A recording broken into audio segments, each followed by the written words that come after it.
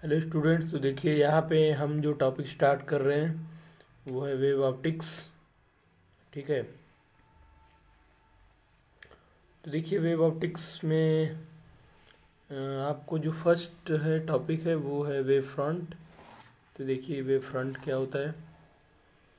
A source of light sends out disturbance in all directions in homogeneous medium, and the disturbance reach all those particles of the medium in phase which are located at same distance from the source of light, and hence at any instant all such particles must be vibrating in phase with each other. Now the locus of all the particles of medium which at any instant are vibrating in the same phase is called the wave front. तो आप देख सकते हैं ये है main definition, ये जो यहाँ पे दिया हुआ है। The locus of all the particles of medium which are at an instant vibrating in same phase is called the wave front. Okay, तो देखते हैं कि एक्चुअल में वेव फ्रंट के बारे में क्या है। Suppose this one is the light source, ये लाइट सोर्स है। सो यहाँ से लाइट जो है वो सभी पॉसिबल डायरेक्शंस में सेम वेलोसिटी के साथ इमिट होती है।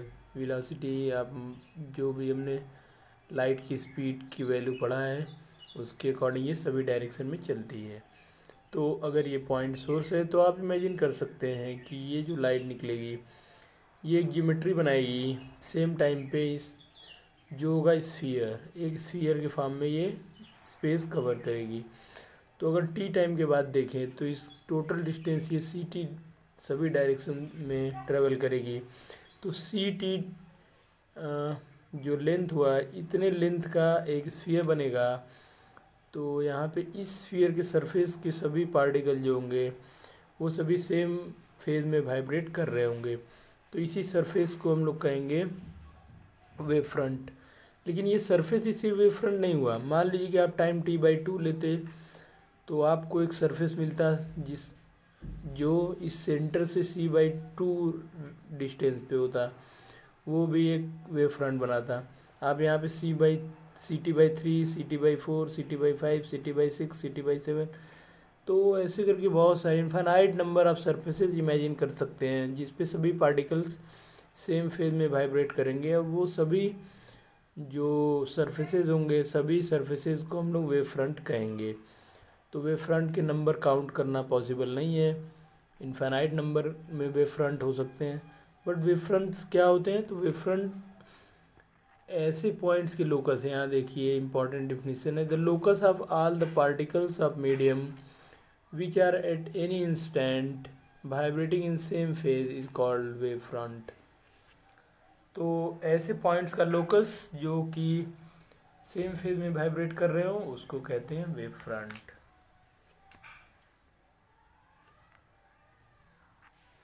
तो अगर आप टाइप्स की बात कर लें तो depending upon the shape of the source of light wave front can be following types.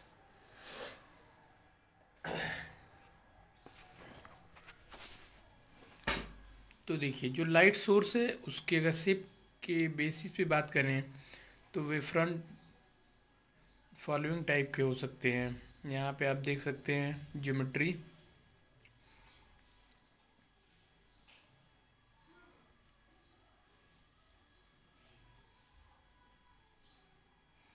First है स्फेरिकल वेव फ्रंट। तो यहाँ देखिए a spherical wave front is produced by a point source of light. It is because the locus of all such points which are equidistant from the point source is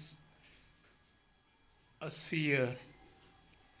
तो ये देख रहे हैं ये है पॉइंट सोर्स एस यहाँ पे, ये सेंटर पे, और इससे सभी तरफ जो है यहाँ पे लाइट रे निकल रही है और इक्वल टाइम में ये सभी तरफ इक्वल डिस्टेंस कवर करेगी और एक वेव फ्रंट बन जाएगा स्फेरिकल। अगर आप बात करें दूसरे टाइप के लाइट सोर्स की तो वो है यहाँ पे देखना सिलिंड्रिकल। सिलेंड्रिकल वेव फ्रंट क्या होता है, तो देखिए when light source when the source of light is linear in shape such as slit, a cylindrical wave front is produced. It is because all the points which are equidistant from the linear source lie on the surface of a cylinder. Figure B. तो देखिए सबसे पहले point source क्या है। जैसे आपका एक LED bulb है या फिर कोई स्फेरिकल जैसे सन, अगर इस यूनिवर्स के कंपैरिजन में हम सन देखें तो सन को हम पॉइंट सोर्स इमेजिन कर सकते हैं, या स्टार्स भी हमारे। बट कंपैरेटिवली जो कंपैरिजन है वो बहुत ही बड़े किसी चीज़ से होनी चाहिए। तो अगर आप इस पूरे यूनिवर्स के कंपैरिजन में सन को देखें तो sun is a point source. Similarly एक बहुत ही बड़ा हॉल है, उसके कंपैरिजन में एक एलईडी को देखें तो LED is a point source. तो ऐसे सोर्सेज स्फेरिकल वेव फ्रंट बनाते हैं। बट स्लिट जो है वो सिलेंड्रिकल वेव फ्रंट बनाती है। अब स्लिट क्या है, तो देखिए स्लिट क्या होता है। जैसे कि मान लीजिए ये कोई बॉक्स है, बॉक्स के आपने एक रेक्टेंगुलर होल कर दिया ऐसे, और यहाँ पे एक सोर्स ऑफ लाइट रखा हुआ है। तो यहाँ से जो लाइट बाहर निकल रही है आपके लिए तो यही सोर्स हुआ, आपको नहीं पता है अंदर से लाइट आ रही है इस सोर्स से। आपके लिए जिस स्लिट से लाइट बाहर निकल रही है वही सोर्स जैसा बिहेव करेगा। तो इस स्लिट को जब आप देख रहे हैं तो इससे जो वेव फ्रंट निकलेगा वो सिलेंड्रिकल होगा, इसी को स्लिट कहते हैं। ऐसा होगा। स्लिट का मतलब है कि एक बॉक्स टाइप का है, उसके अंदर एक रेक्टेंगुलर होल है, उसके अंदर से लाइट निकल रही है, उसी को स्लिट कहते हैं। ठीक है। वैसे और भी जैसे ट्यूबलाइट होता है इस टाइप का, उससे भी सिलेंड्रिकल वेव फ्रंट बनेगा। ठीक है। तो इस टाइप की जो सोर्सेज है उसको हम लोग कहते हैं linear.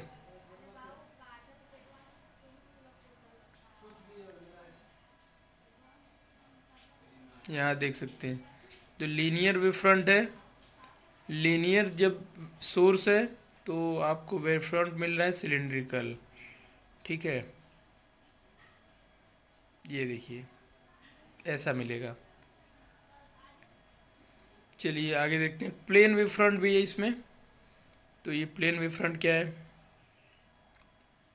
a small part of spherical or cylindrical wave front originating from distant source will appear plane and hence it is called plane wave front। तो देखिए क्या होता है, जैसे मान लीजिए कि अर्थ यहाँ पे है और बहुत ही दूर कहीं सन है, यहाँ से जो लाइट निकलती है वो इस टाइप के वेव फ्रंट से बन के आती है यहाँ पे।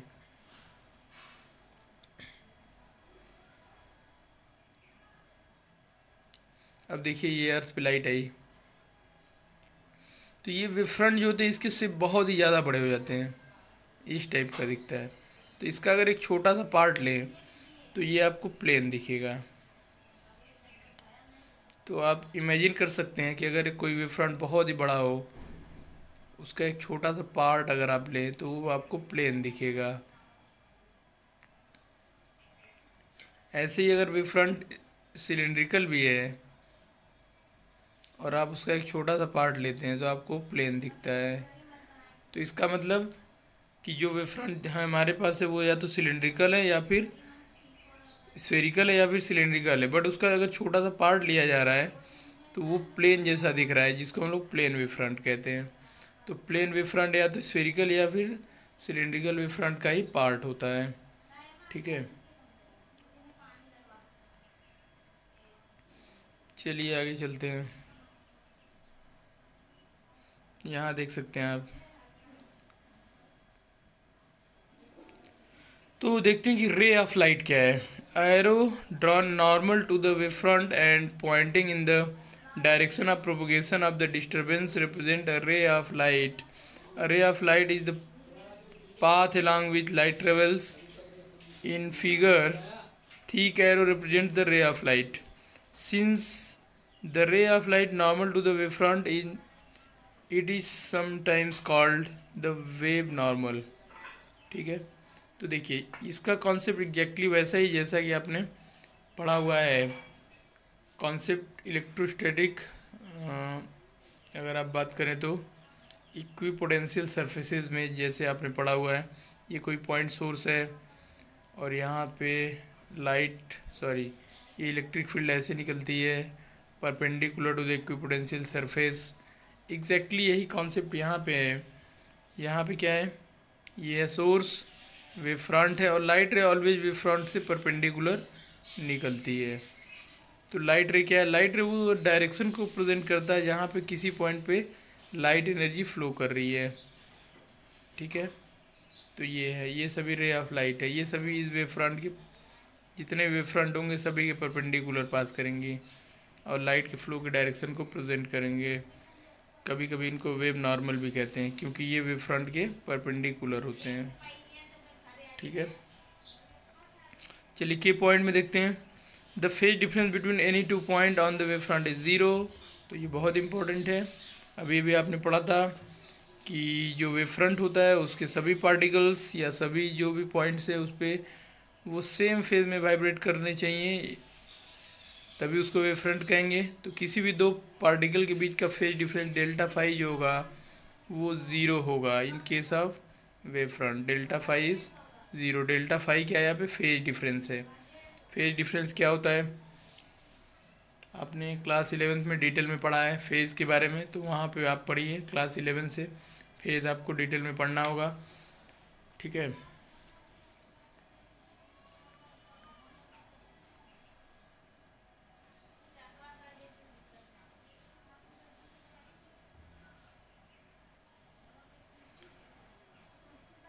तो अब देखिए जो सबसे इम्पोर्टेंट टॉपिक है इस चैप्टर का वो है हाइगेंस प्रिंसिपल। हाइगेंस साइंटिस्ट का नेम है जिन्होंने एक प्रिंसिपल दिया था कि कैसे light one place to another place travel करती है, और इन्होंने रिफ्लेक्शन और रिफ्रैक्शन को भी एक्सप्लेन किया है। तो चलिए देखते हैं हाइगेंस प्रिंसिपल क्या है। बहुत इंपॉर्टेंट टॉपिक है ये। Huygens principle is geometrical construction which is use to determine the new position of wave front. तो हाइगेंस प्रिंसिपल एक ज्योमेट्रिकल कंस्ट्रक्शन है। ज्योमेट्रिकल कंस्ट्रक्शन आपने पढ़ा हुआ है क्लास 9-10th में, ज्योमेट्रिकल कंस्ट्रक्शन कैसे करते हैं डिफरेंट टाइप के।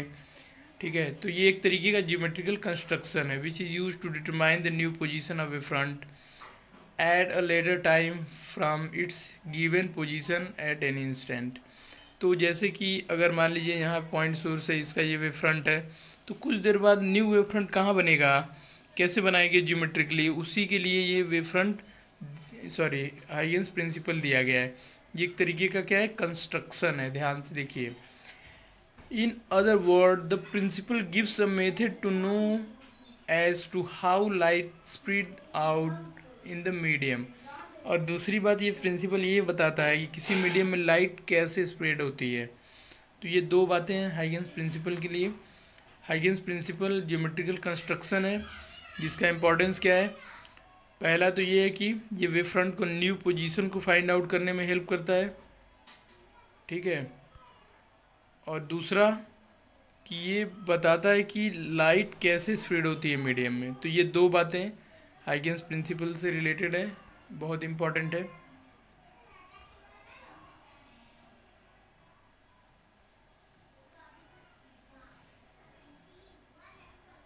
तो देखिए फर्स्ट क्या कहता है statement, each point on the given primary wave front act as a source of secondary wavelets sending out disturbance in all the directions in the smaller manner as the original source of light does. And second one is the new position of the wavefront at any instant is called the secondary wavefront. It is the envelope of the secondary wavelet at that instant. So the above two assumptions are known as Huygens principle or Huygens constructions.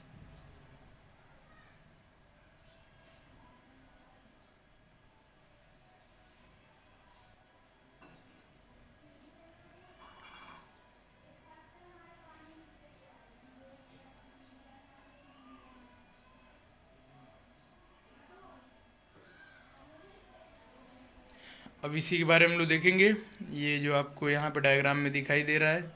तो चलिए फिर से एक बार देख लेते हैं।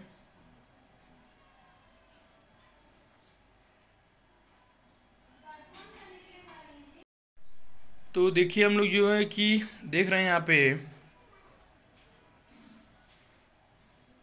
Huygens principal के बारे में। Huygens principle is geometrical construction which is used to determine the new position of wavefront at a later time for its given position at any instant, and in other words, the principle gives the method to know how light is spread out in the medium. Huygens principle is based on the following assumptions. तो अभी आपको बताया गया है कि जो Huygens principal है वो एक तो ज्योमेट्रिकल कंस्ट्रक्शन है और दूसरा इस बात को बताता है कि लाइट कैसे मीडियम में स्प्रेड होती है, और ये एक ज्योमेट्रिकल कंस्ट्रक्शन है जो इन बातों को बताता है। इसके ये एजम्पशंस हैं, तो देखते हैं एजम्पशंस क्या है। बहुत इंपॉर्टेंट एजम्पशंस हैं। फर्स्ट है each point on the given और primary wave front act as a source of secondary wavelet. तो सभी पॉइंट जो कि वेव फ्रंट पे होते हैं, ठीक है, वो सेकेंडरी वेवलेट जैसे वेव करते हैं, sending out disturbance in all direction, और वहाँ से सभी पॉसिबल डायरेक्शंस में डिस्टर्बेंस को सेंड करते हैं आउटर डायरेक्शन में। जैसे कि मान लीजिए ये कोई सोर्स है, अभी ये वेव फ्रंट हुआ तो यहाँ का जो एक ये पॉइंट है ये भी एक लाइट सोर्स जैसा बिहेव करेगा और सभी पॉसिबल डायरेक्शन में लाइट रेज को इमिट करेगा। ऐसे यहाँ वाला पार्टिकल्स ऐसे चलेंगे सभी, ठीक है। और सेकेंड देखिए, सेकेंड क्या है, the new position of wave front eight any instant is called the secondary wave front, ठीक है। तो जो वेव फ्रंट है उसकी न्यू पोजीशन को सेकेंडरी वेव फ्रंट कहते हैं, and it is envelope of the secondary wavelets at that instant. और ये क्या होता है, वेवलेट होता है, इसी को सेकेंडरी वेवलेट भी कहते हैं। तो अब देखिए इनको समझ लेते हैं थोड़ा सा कि क्या है ये चीज़ें।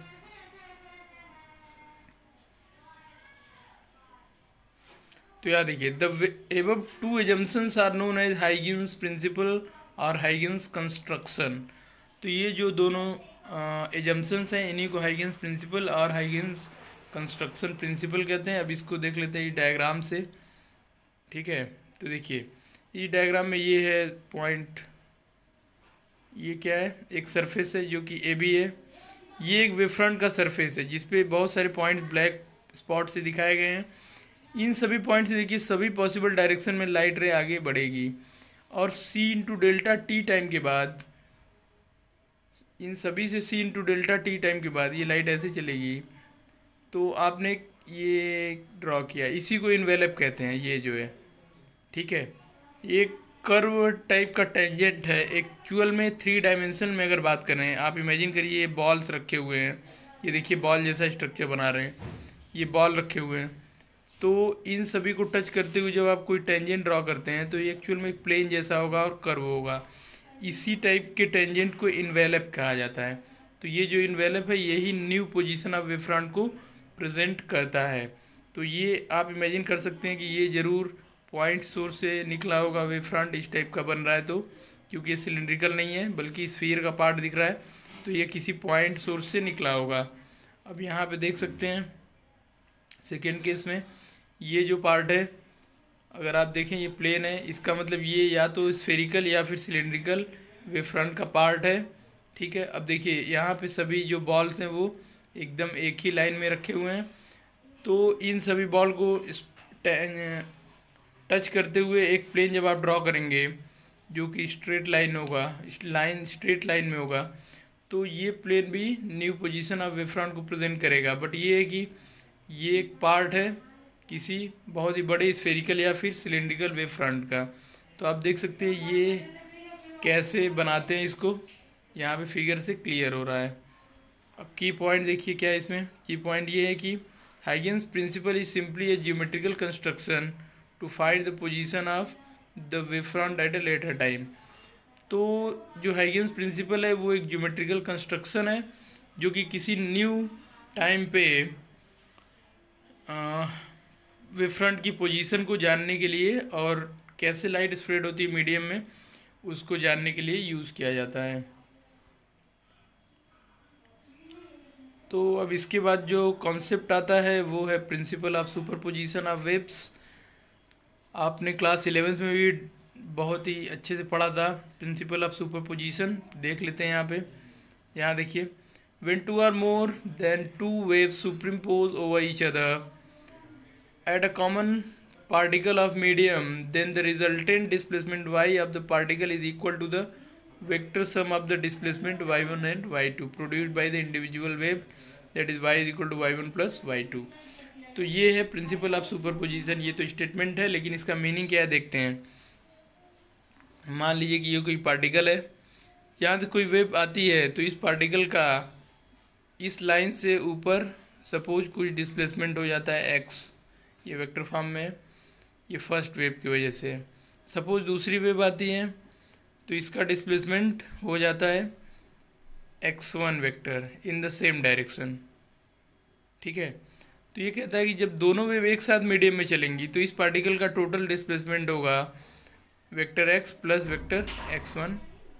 ठीक है, अब देखते हैं सेकेंड कंडीशन। मान लीजिए कि ये पार्टिकल है, ये लाइन है, यहाँ से वेव चलती है, तो ये पार्टिकल फर्स्ट वेव से इस डायरेक्शन में x डिस्प्लेस होता है वेक्टर फॉर्म में।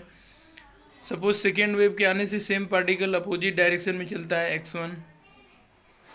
ठीक है, तो अगर ये दोनों वेव एक साथ चलें, पार्टिकल यहाँ पे है और दोनों वेव एक साथ चलें, तो इस पार्टिकल में जो डिस्प्लेसमेंट होगा, नेट डिस्प्लेसमेंट, वो होगा x vector plus x1 vector में तो होगा, लेकिन क्योंकि ये दोनों अपोजिट डायरेक्शन में थे, आप देख रहे हैं यहाँ पे x और इधर x1 है, इस फॉर्म का हमने इमेजिन किया था, तो यहाँ पे मैग्नीट्यूड में x माइनस x1 हो जाएगा। ठीक है, और दोनों सेम डायरेक्शन में अगर डिस्प्लेस हो रहे होते दोनों वेव से, तो ये x प्लस x1 होता। तो यही है principle of superposition of waves. यहाँ पे देख सकते हैं ग्राफिकली इसी बात को।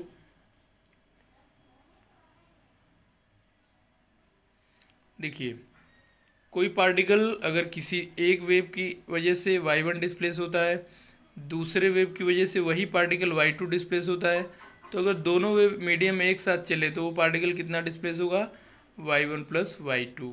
इसी को यहाँ पे ग्राफिकली दिखाया गया है वेव के फॉर्म में। देखिए, पार्टिकल फर्स्ट वेव से इतना डिस्प्लेस हुआ जो कि 1 से दिखाया गया है,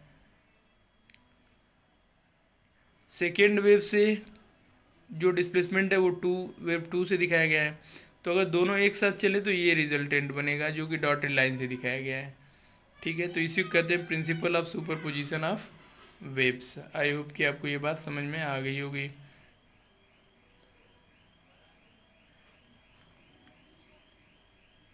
अब देखिए, इसी का सेकेंड कंडीशन है, अगर फर्स्ट वेव से पार्टिकल इस टाइप का डिस्प्लेस होता है, सेकेंड वेव से अपोजिट डायरेक्शन में होता है, तो दोनों के इफेक्ट से ये कैसा डिस्प्लेस होगा, y1 माइनस y2 टाइप का होगा, मतलब कि इस टाइप का बन जाएगा रिजल्टेंट इसका। इसी को यहाँ पे वेव से दिखाया गया है। मान लीजिए कि पार्टिकल पहले डिस्प्लेस होता है किसी डायरेक्शन में, उसको वेव 1 से दिखाया गया है, फाइनली डिस्प्लेस होता है इस टाइप का। इन दोनों के एम्पलीट्यूड हालांकि सेम नहीं है। ठीक है, यहाँ पे ये वाला एम्पलीट्यूड ग्रेटर होगा, तो ये वाला एम्पलीट्यूड इसको ग्रेटर मानिए, ये बी है, इसको लेस मानना होगा आपको। देखने में भले ही दोनों इक्वल लग रहे हो, बट इस डायरेक्शन में इसका डिस्प्लेसमेंट ग्रेटर है, इधर कम है, तो रिजल्टेंट ऐसे, ये डॉटेड लाइन जो है ऐसे चलेगा। तो यही principle of superposition of wave है। ठीक है, अब देखिए आगे देखते हैं, phase difference, path difference, time difference, जो कुछ भी होता है इन सभी को एक बार समझ लेते हैं।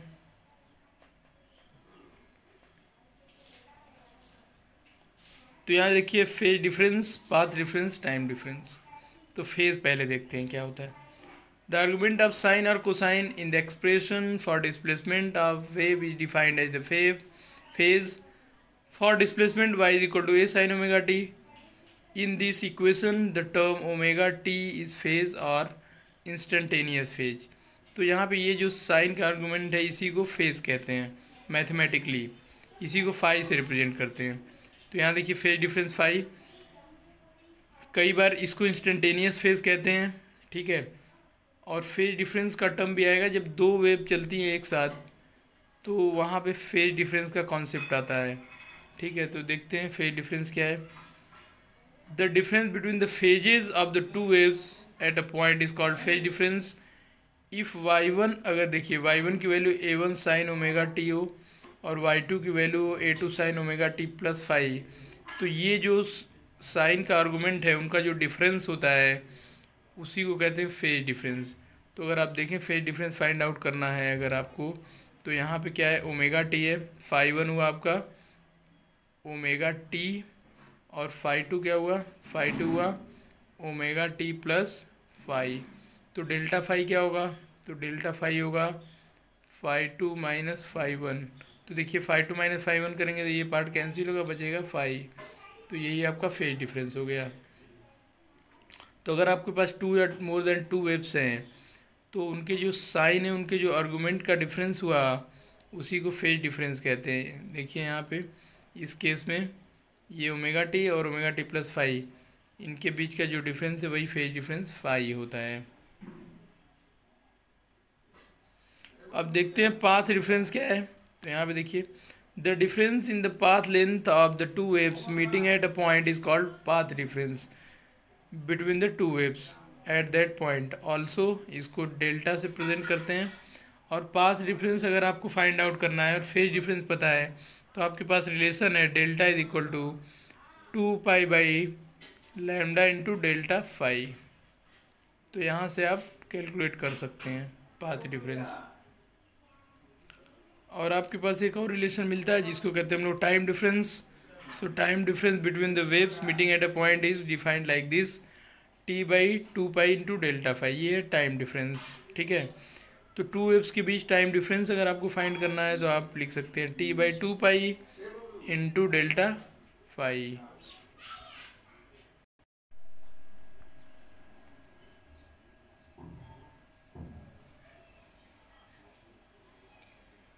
तो देख लीजिए यहाँ पे जो 3 मोस्ट इम्पॉर्टेंट पॉइंट्स हैं वो यहाँ पे आपको दिखाई दे रहे हैं, फेज डिफरेंस, पाथ डिफरेंस और टाइम डिफरेंस। इन तीनों के बारे में आपको अच्छे से जानना बहुत ही ज़रूरी है क्वेश्चन सॉल्व करने के लिए। तो आपने देखा कि ये ओमेगा टी और ये जो इसी को इंस्टेंटेनियस फेज कह रहे हैं। जब दो वेव या मोर देन टू वेव्स है तो वहाँ पे कॉन्सेप्ट आता है फेज डिफरेंस का। तो अगर टू वेव्स हैं तो दोनों वेव्स के जो इक्वेशंस हैं उनके साइन के जो आर्गूमेंट है उनका जो डिफरेंस होगा उसको आप वहाँ पे फेज डिफरेंस के फॉर्म में डिफाइन करते हैं। जैसे कि देखिए यहाँ पे एक y1 ये इक्वेशन है और दूसरा y2 का इक्वेशन है। तो यहाँ पे ये जो आर्गूमेंट है और इस यहाँ पे ओमेगा टी, इन दोनों का डिफरेंस फाइंड आउट करेंगे तो आपको मिलेगा फाई। तो यहाँ पे फेज डिफरेंस फाई हो गया, ठीक है। और अगर आपको पाथ डिफरेंस फाइंड आउट करना है तो फिर आपके पास एक फार्मूला है, इसको आपको याद रखना होगा कि पाथ डिफरेंस के लिए आप यूज़ करते हैं ये फार्मूला, ठीक है। इस फार्मूले की हेल्प से आप पाथ डिफरेंस फाइंड आउट कर सकते हैं। वे लैम्डा क्या है, तो यहाँ पे लैम्डा वेव का वेवलेंथ है, ठीक है। आप सभी को पता होगा वेवलेंथ क्या होता है। तो वेवलेंथ की डिफिनीशन याद करना है। आपको पता है कि अगर ये कोई वेव है तो टू कंसेक्यूटिव क्रेस्ट या फिर टू कंसेक्यूटिव ट्रफ के बीच की जो डिस्टेंस होती है इसी को कहते हैं वेवलेंथ, ठीक है। तो यहाँ पे देखिए ये क्रेस्ट है, मैक्सिमम डिस्प्लेसमेंट या फिर ट्रफ। एक तो ये डिफिनीशन है। दूसरी स्टैंडर्ड डिफिनीशन ये है कि मान लीजिए कोई वेव है